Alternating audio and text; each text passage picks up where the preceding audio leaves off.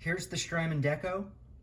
It is going through a 410 Bandmaster made by Victoria with 4 Alnico speakers. It's going through the bright channel with a Bulletini microphone, and I'm going to use an A harmonica and a C harmonica. I'll do some various examples so that you can hear the difference. Currently, I have the tone all the way down so that you can hear how it will impart its own tonality. And when you hold this knob down right here, this button down, it will go into a secondary feature mode, and this becomes a low trim. So you're now cutting off the lows. So I'm going to have that all the way down, which means you have the most amount of lows, so that you can hear that, and we'll mess with it during this video. We're going to have the saturation all the way down, and we'll mess with the volume so that we can equal the output of the amplifier. Here's clean.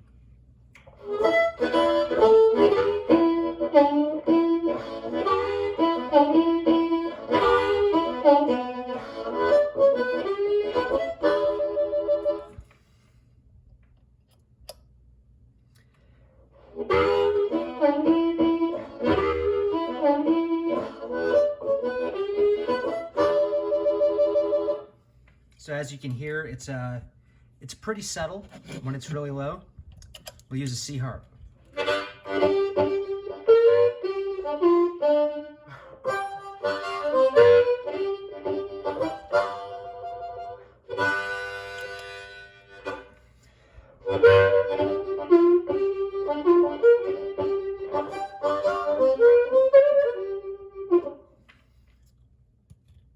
So now I'm going to go back to the A harp. And we're going to sweep through the tone knob a little bit.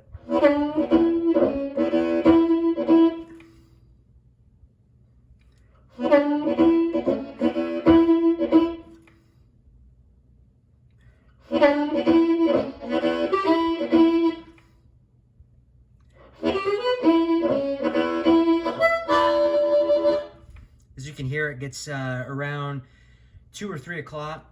It gets a lot brighter and it has a little bit of a bite to it. So we'll drop that all the way down, and we're going to change to the secondary functions.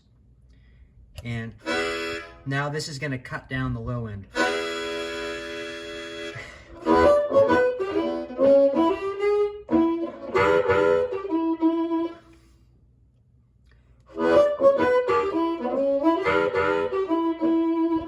All the way down, which will have the most low end. So all the way up with the least amount. It's subtle, but on a microphone like this, it's pretty helpful to have it down. And I like the bright channel just because I prefer a brighter tone. So you just click it to save it. Let's add a little more saturation. We'll go to 9 o'clock. Now we'll have to adjust the volume to accommodate for the volume change.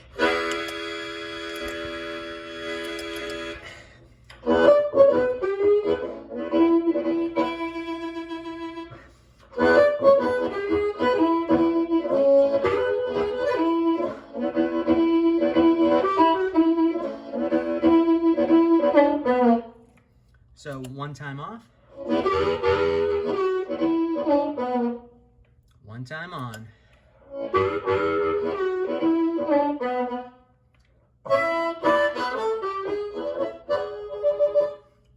Now we'll go to a C harmonica.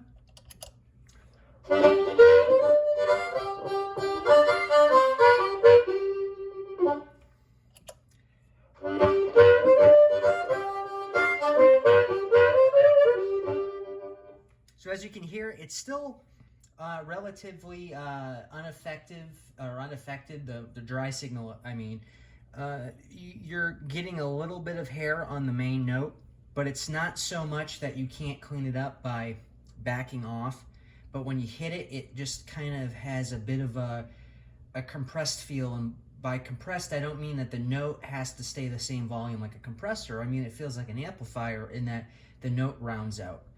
The quietest note you play has a bit of a compressor feel, but it's more in a, once again, like a small amp feel that it pops the note out. So let's mess with this, and we'll turn this back up, or we're going to turn this up a little bit.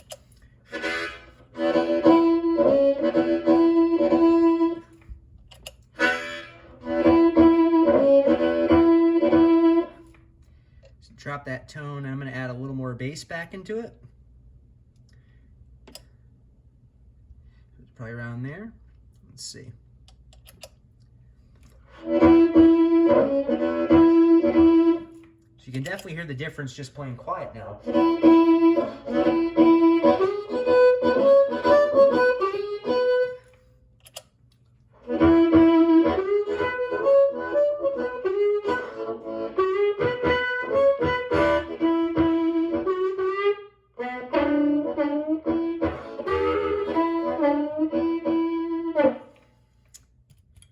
Just on a C harmonica now.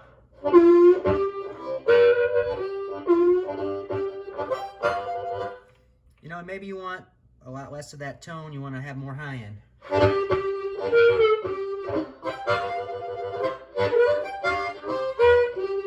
As you can hear, it adds a lot of bite. Go back to that A harp so you can hear that.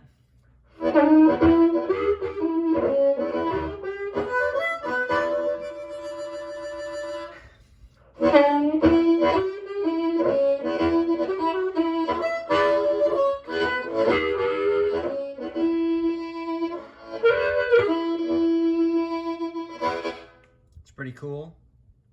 So around this point, when you start to get a little higher than that, you're going to start getting into like kind of an EP booster territory.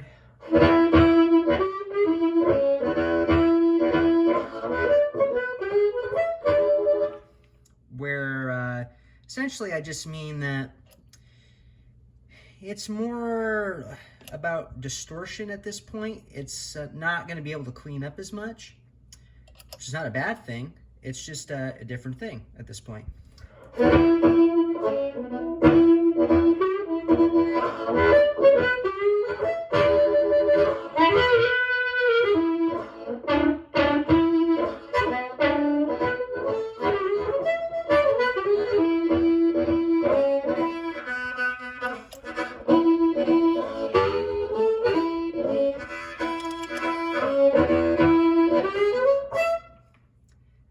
Let's, you know, take it pretty high up there.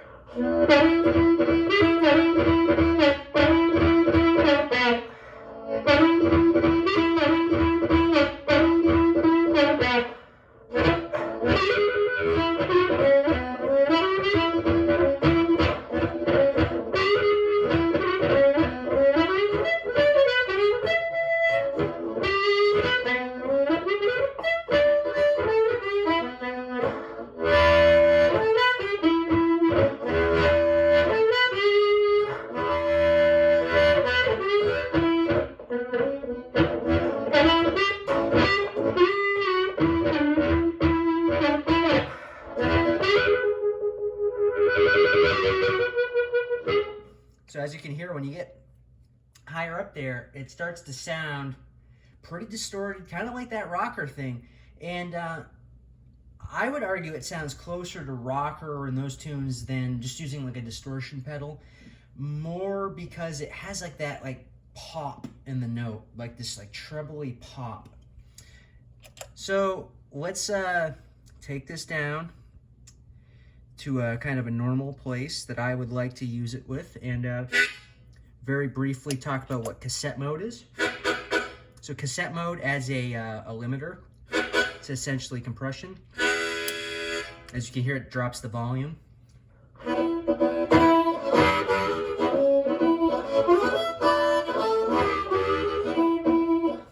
Now, this adds some feedback issue if you turn up your amp.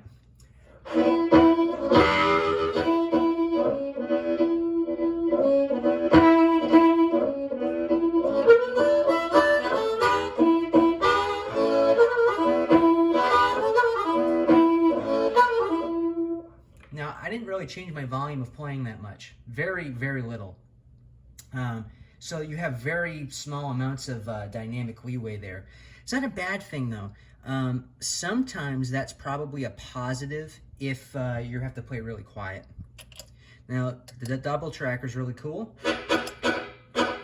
So this can go all the way down to a negative time. So you're actually going to hear the other side of the tape deck first. And why you would want to do that, say you have it at 50-50 and you had a lot of wobble.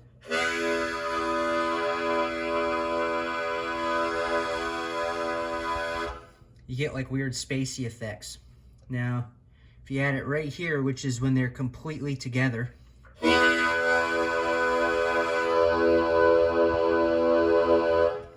you get like a flanging and phasing.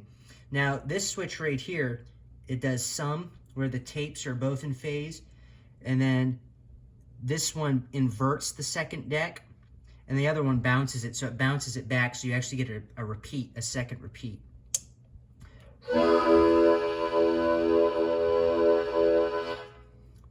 So you keep going upwards, back to some.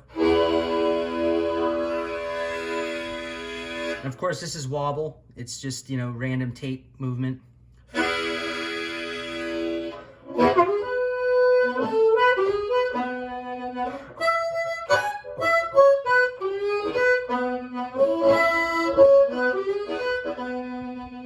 Not really something I would use, but when you get about here, you're starting to get into double tracking territory, which is when you would play two parts. You know, you'd record the first part and then you'd record over it again, or you could just delay it like that. It's a really subtle delay. It's like 60 milliseconds. You can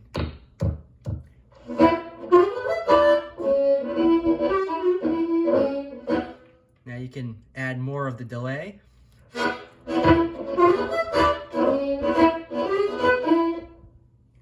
You know, you can have only the delay, or you could have just the dry signal, you know. I like to do like, I don't know, like, what is that, like 60% dry?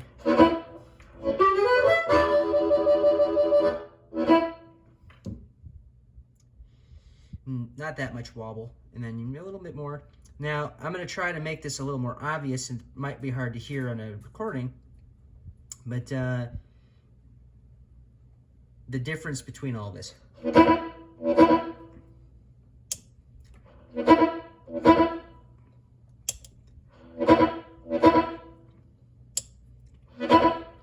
fact, let's make the delay go higher.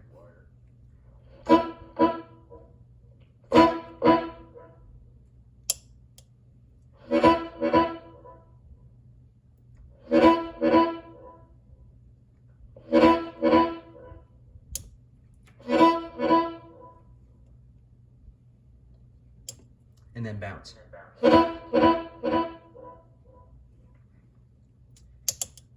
So on the sum, it's just the exact delay, and then the bounce has a little more. They describe it as, imagine if you're in a room and you hear it bounce off the wall. It's more about that sound. So now let's put it all together.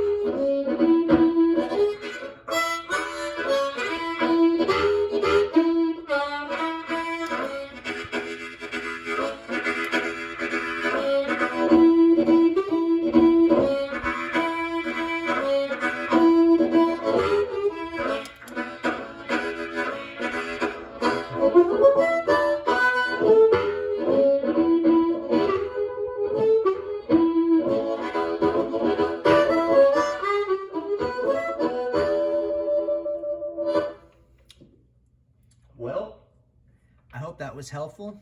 There's a lot of stuff on this pedal. It sounds really great. Sorry this was so long, but I wanted to do something to kind of show all the random features on there.